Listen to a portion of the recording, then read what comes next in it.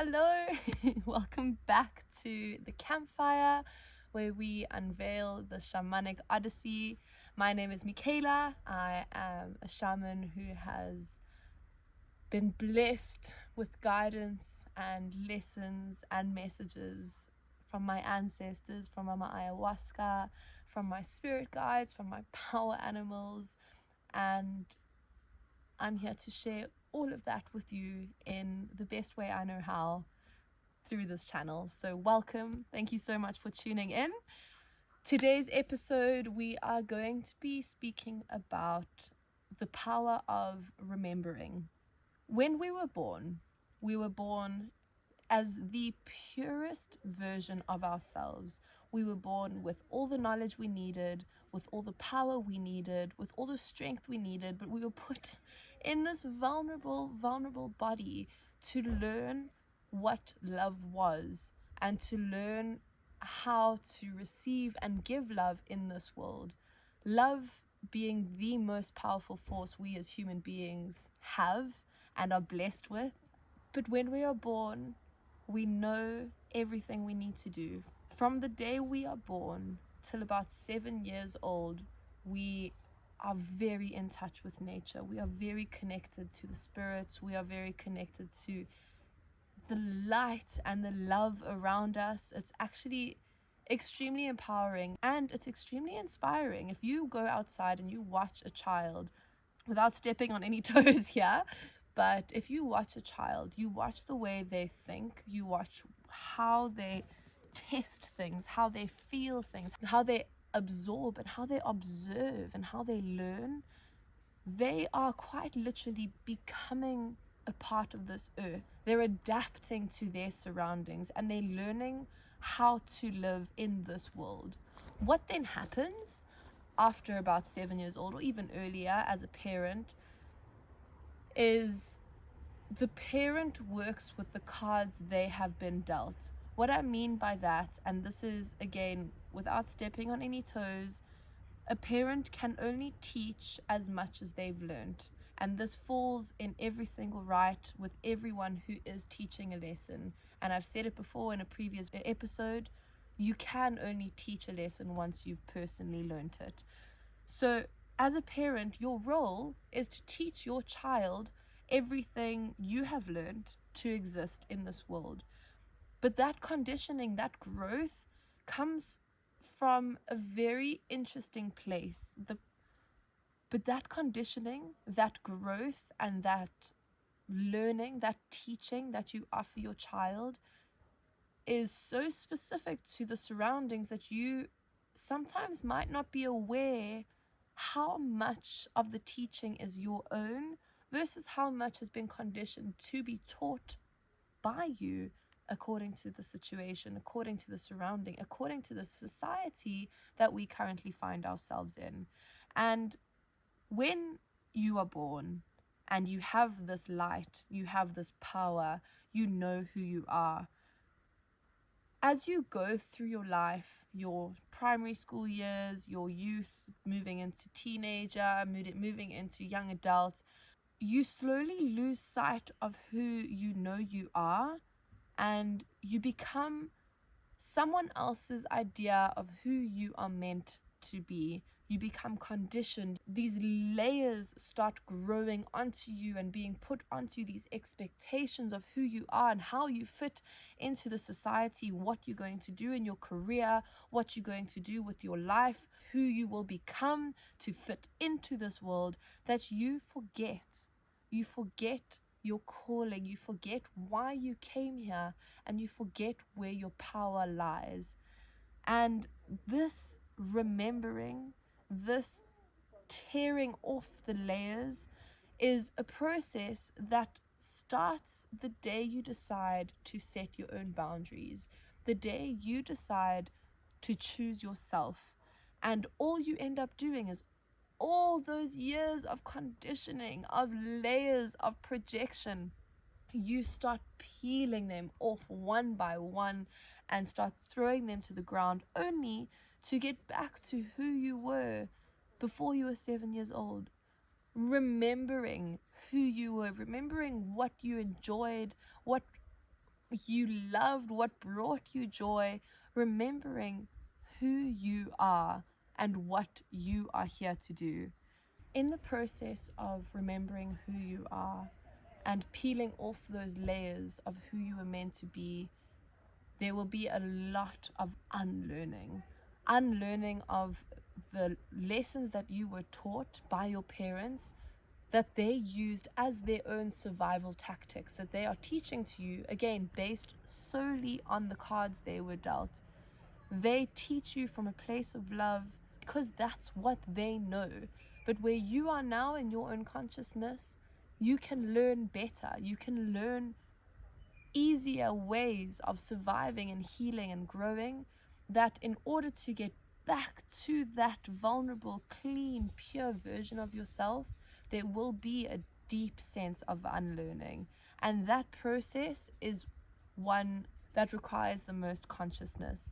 That process of sitting with yourself and peeling back the layers of what belongs to you, what lessons were yours to learn, and what lessons were taught to you by those who didn't know better at the time. And slowly, with the lessons that you have learned from others, the projections that they have taught you, the conditioning of the you shouldn't, you mustn't, you won't, the disciplined way of being, there is this deep unlearning.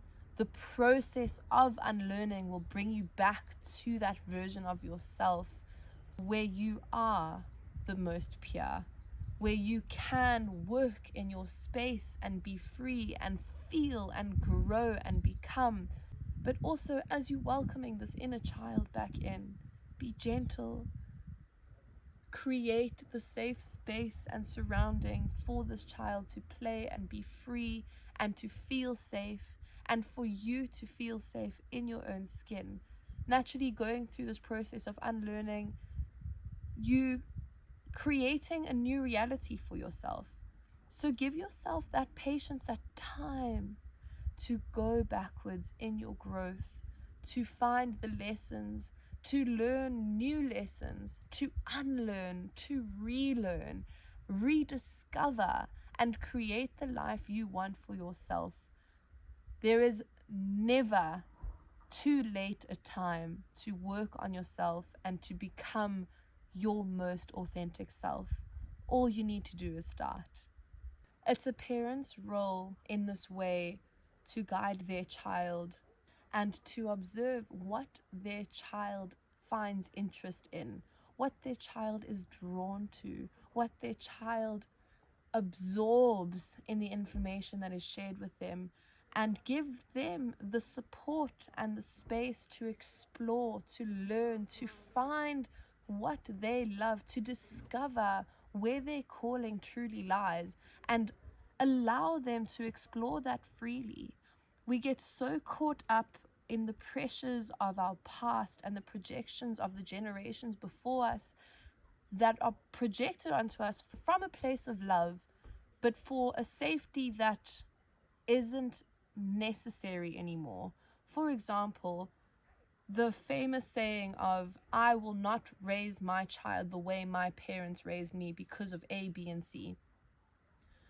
How you raise your child should not be as a result of the trauma that was inflicted on you or what you disagreed with about the way you were raised, but rather in the way that you believe is true, in the way that you feel is correct, and will give your child the best teachings of love, of kindness, of community, of support. And it is through these teachings and the self development and growth and knowledge that we have that we can share and help grow our children into this new world. Create a life for them to explore and be free without the constructs of expectations and the idea of fitting in. I was at this restaurant the other day, for example, and there was this beautiful little girl, couldn't have been older than 3, and her Mum was following her around while she was walking and exploring, and she sat down in the sand. And her mum told her not to sit there because it would dirty her dress. And that's what I'm talking about. That type of unawareness of how small of an act is limiting the child in their own growth and development and their own self-understanding.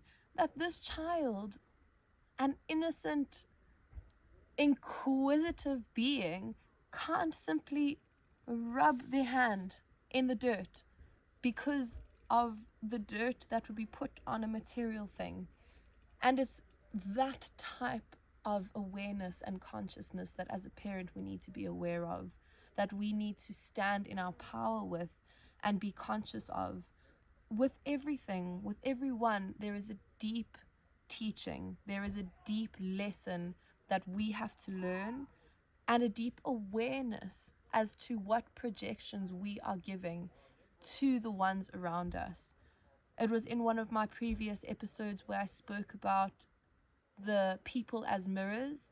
Children are deep mirrors of triggers that bring up your own childhood, the way you were raised, the way you were disciplined, the way you do not want to be that parent to your child. So you go in this very difficult loop and this very difficult experience of, what do I want to teach, but also having to figure that out quite fast, because you're in a situation where the experience and the reaction need time to process, but you also cannot react in a specific way in front of your child because they don't understand where your trigger's coming from. They only see their action causing you distress. Therefore, it is important, it is our responsibility as human beings to learn and grow and understand where we are, remember who we are, and remember what our calling is. Listen to that calling, understand where it's coming from, and then when we do feel it's time to bring a new being into this world, we have opened the space for them to explore and to be free and stay in that being of light, not having to be conditioned into something else, into something that isn't who they are, but rather to blossom from that little seedling into the beauty and the magic that was already bestowed on them from birth, to give them the space to grow and to become every single possible thing that they are meant to be. And by healing ourselves first and working within ourselves and going on this journey for ourselves, for welcoming back our inner child, we can open that space for our children to grow. Thank you so much for tuning in. I will be diving more into the inner child and how to welcome the inner child back in a later episode. So subscribe to get notifications and share with me in the comments about any unlearning that you've had to do, any conditioning that has been brought onto you, and how you stepped out of that. I'd be very interested to know. Thank you so much for your time. Have a beautiful day. Bye-bye.